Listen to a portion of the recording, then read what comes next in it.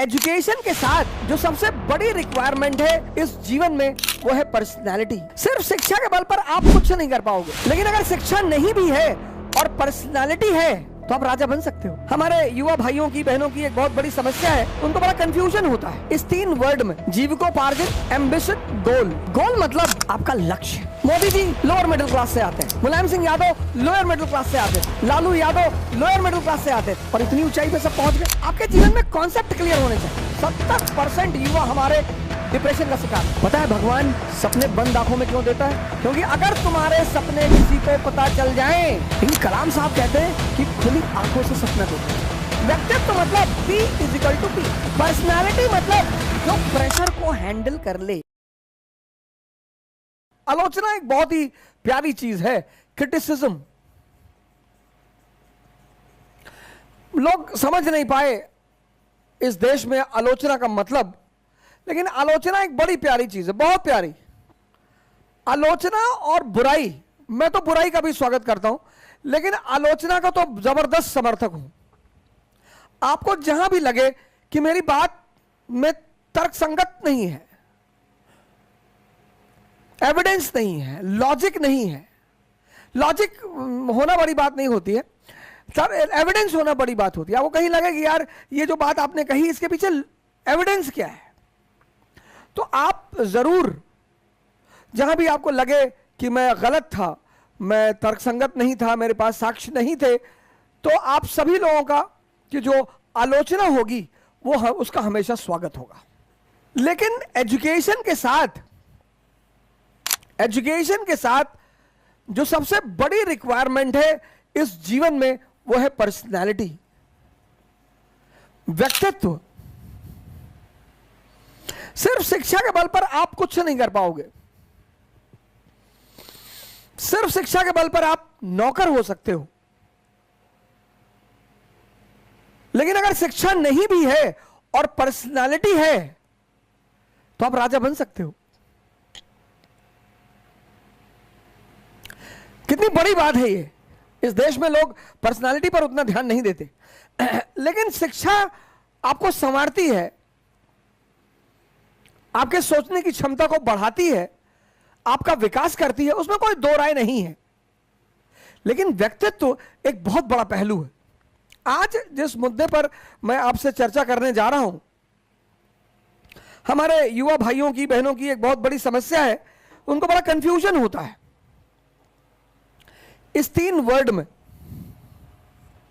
जीविकोपार्जन, livelihood, ambition और गोल। मैंने बहुत सारे लोगों को देखा, वो इस 3 वर्ड को समझ नहीं पाते, और यह समझना बहुत जरूरी है, बहुत जरूरी। लाइवलीहुड का मतलब है जीविकोपार्जन, जीवन जीने की जो आवश्यकता है उसको मैनेज करना। एम्बिशन मतलब आपकी ड्रीम, और गोल मतलब आपका लक्ष्य।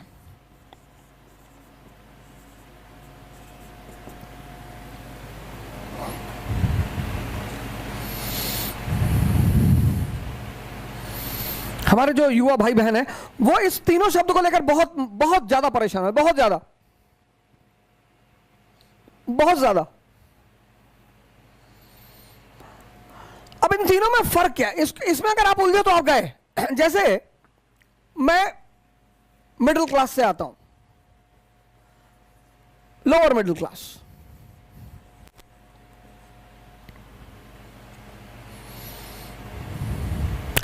और हमारे पास सपना है, ड्रीम है। जैसे मोदी जी हैं, Modi ji lower middle class से आते हैं, Mulayam Singh Yadav lower middle class से आते थे, Lalu Yadav lower middle class से आते थे, और इतनी ऊंचाई पे सब पहुंच गए। क्यों? मैं बार बार एक बात बोलता हूं, आपके जीवन में कॉन्सेप्ट क्लियर होने चाहिए। अब मैं लोअर मिडिल क्लास से आता हूं, 2000 में मेरे पिताजी का रिटायरमेंट था।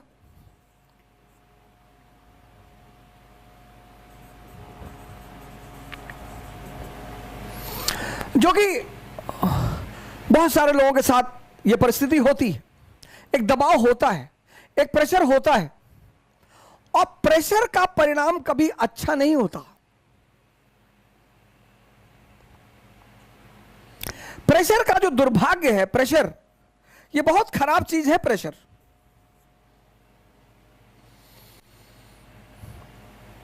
प्रेशर स्ट्रेस को पैदा करता है। स्ट्रेस का बड़ा भाई है डिप्रेशन,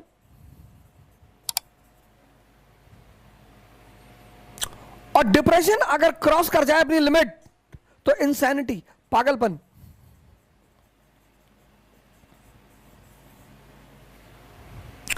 आज के समय में इसकी संख्या बढ़ गई है। इसकी जो संख्या है वो भारत में बहुत बढ़ गई है। 70% युवा हमारे डिप्रेशन का शिकार है। उसकी बड़ी सिंपल सी वजह है, बहुत सिंपल सी, बहुत सिंपल। आज मैं उसको बोलता हूं, आप गौर करिएगा अपने ऊपर।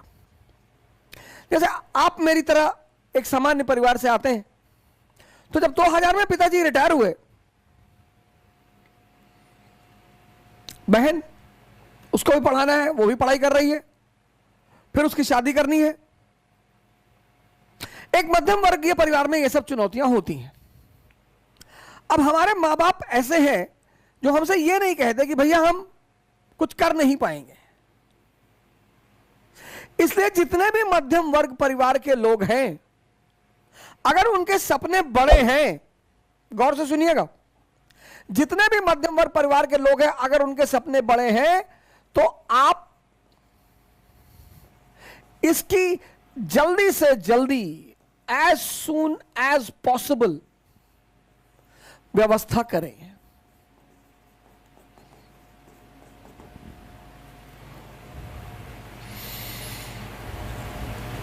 20 साल में कर लें, बहुत अच्छा है। मेरे जीवन के कुछ पहलू हैं। मेरे मित्र हैं पंकज पांडे जी, तो जब मेरे पिताजी रिटायर हुए 2000 में, तो मैं आया उनके पास। वो यहीं एक कंपनी है, मेडिकेट नाम की कंपनी है, तो उसमें आजकल एक्सपोर्ट मैनेजर है। सहपाठी रहे हमारे, और हमारी उनकी नीति तो कभी नहीं मिली। वो झूठ बोल नहीं सकते, और मैं बिना झूठ बोले रह नहीं सकता। ये हम दोनों की बहुत बड़ी खासियत। कभी कभी हमसे कहते हैं कि अवध मैं झूठ नहीं बोल सकता, तो मैं उनसे कहता हूं कि यार ये हमारा तुम्हारे बीच बड़ी विरोधाभास की बात है कि तुम झूठ बोल नहीं सकते और हम बिना झूठ बोले रह नहीं सकते, लेकिन फिर भी हमारे बीच एक बहुत अच्छा संबंध है। जीवन में बड़ी मदद की उन्होंने हमारी, मैं बड़ा ऋणी हूं उनका। तो मैं आया उनके पास। एक जेट किंग करके एक कंपनी हुआ करती थी, सॉफ्टवेयर हार्डवेयर का कोर्स कराती थी, कंप्यूटर बनाना सिखाती थी, और लैपटॉप बनाना सिखा, इस तरह का कोर्स करा। उसकी फीस 2000 में 5500 रुपए थी, जेट किंग। तो उसका कोर्स ये था कि चिप कंपोनेंट लेवल का कोर्स था, कि असेंबलिंग के साथ साथ वो उसे अंदर से बनाना भी सिखाएंगे। 6 महीना कोर्स था। मैंने सोचा कर लेता हूं, कंप्यूटर का जमाना है, लैपटॉप का जमाना है, इलेक्ट्रॉनिक्स का जमाना है, तो महीने में 15 से 20 हजार रुपए आ जाएंगे। फिर हमारे एक और मित्र हैं अमित राय, बहुत महान आदमी है, ट्रैवल बिजनेस है उनका। तो उन्होंने तो पांडे जी से मैंने कहा यार 5500 रुपए दे दो, मेरे पास पैसे तो बिल्कुल नहीं थे। मैंने कहा यार 5500 रुपए दे दो और मैं ये कोर्स कर लूं। तो बोले यार गजब आदमी हो तुम यार लैपटॉप बनाओगे। मैंने कहा नहीं तुम समझे नहीं, मत दे दो, हम बताएंगे नहीं। पता है भगवान सपने बंद आंखों में क्यों देता है? क्योंकि अगर तुम्हारे सपने किसी को पता चल जाएं, आपके जीवन में ऐसे बहुत सपने आप देखते होंगे सोते वक्त, जिसको देखने के बाद आप हंसते बहुत होंगे। डरते तो होंगे ही होंगे, हंसते बहुत होंगे।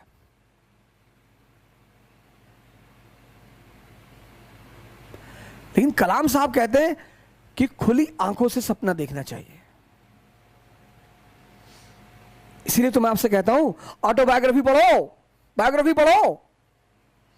अंबेडकर, गांधी, लिंकन, कलाम, मुलायम सिंह, मोदी, ये सब बड़े सामान्य घर से आते हैं और महान बने। तो अगर ये सामान्य घर से आते और महान बने तो इन्होंने कुछ ना कुछ हैंडल किया होगा। किसको हैंडल किया होगा? प्रेशर को। व्यक्तित्व मतलब P is equal to P। Personality मतलब जो प्रेशर को हैंडल कर ले।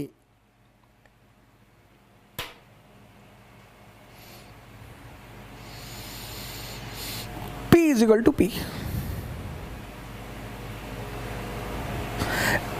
D is equal to D। Dream is equal to dearness.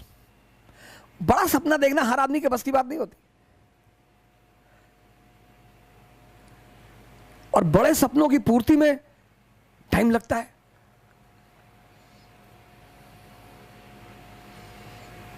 बड़े सपनों की पूर्ति में टाइम लगता है। पानी जी ने हमसे कहा कि यार यार बहुत कैसी बातें कर रहे हो तुम यार, जेटकिंग का खोज पागलपन वाली बातें कर रहे हो यार। मैंने कहा भाई ये बात नहीं यार, बोले पढ़ो जाके, हम पैसा देंगे। फिर मैंने अमित राय जी से कहा, वो ट्रैवलिंग जो उसका कोर्स करने आते टूरिज्म का, यहीं पे उसका ऑफिस है कहीं वहाँ वो देश बंधु मार्ग जो है RML हॉस्पिटल के पास उसका ऑफिस है। तो उस वक्त उसकी फीस करीब 10-20 हज़ार के आसपास थी। तो मैंने उनसे कहा, बोले दादा फीस तो हम आपको दे देंगे, लेकिन आप ये सब काम कहाँ करने जा रहे हैं, आप क्यों कर रहे हैं? ये बड़ा अजीब सा भाग्य रहा मेरे जीवन का, पहलू रहा कि मेरे मित्रों में कभी ये सब चीज़ों करने को, हालांकि मेरा उद्देश्य दूसरा था, मुझे नौकरी की तलाश कभी नहीं थी, पर नौकरी करनी थी क्योंकि मैं मध्यम वर्ग से आता था। सर आपको भरोसा शायद ना हो, लेकिन मैंने 6 महीने बारटेंडर का काम किया है, वेटर का। मैं दिल्ली में रहता था, हमारे साथ हमारे एक मित्र थे नीरज तिवारी, और मुखर्जी नगर में हमने एक हिंदी मीडियम की कोचिंग खोल दी उसमें। अब कोचिंग का किराया, रहने का किराया, खाना, कोचिंग का एड, सब पैसा कहां से आएगा?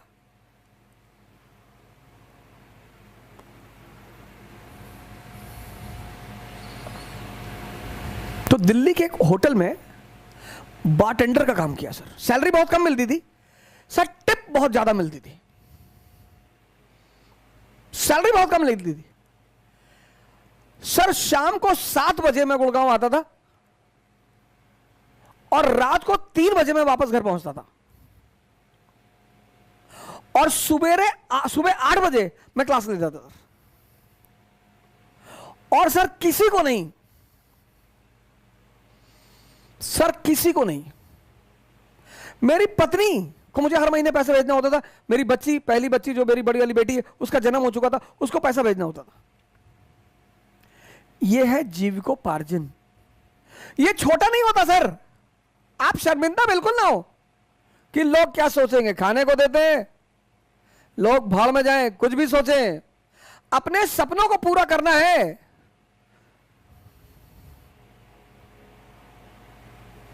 मैं किससे ज्यादा पैसे मांगने हैं, और इतने सारे चीजों के पैसे। और माता जी ने कह दिया कि घर दिखाई मत पड़ना। भाई कोई आदमी आपको अपने पास रख लेगा, पर डे खाना खिला देगा, आपकी कोचिंग का फीस क्यों देगा, आपकी कोचिंग का किराया क्यों, रेंट क्यों देगा, आपके परिवार का वहन क्यों करेगा?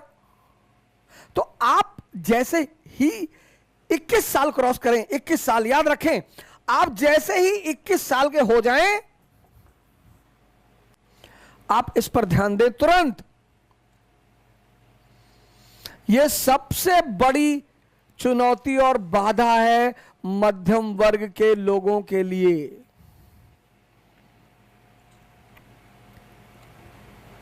21 साल से पहले अगर परिस्थितियां ऐसी नहीं है तो आप मत सोचें। और अगर आपको लगता है कि आपके परिवार वाले अगले 5000 साल तक आपको पढ़ा सकते हैं, तब भी मत सोचें। मैं उनकी बात कर रहा हूं, मध्यम वर्ग वालों की। जीविकोपार्जन, आप ट्यूशन पढ़ाना शुरू कर दें, एकदम पढ़ाएं सर। और जिस बच्चे को पढ़ा रहे हैं, 2 उद्देश्य से पढ़ाएं कि इसको टॉप करवाना है और इसके अंदर पढ़ाई का नशा पैदा करवाना है, बस।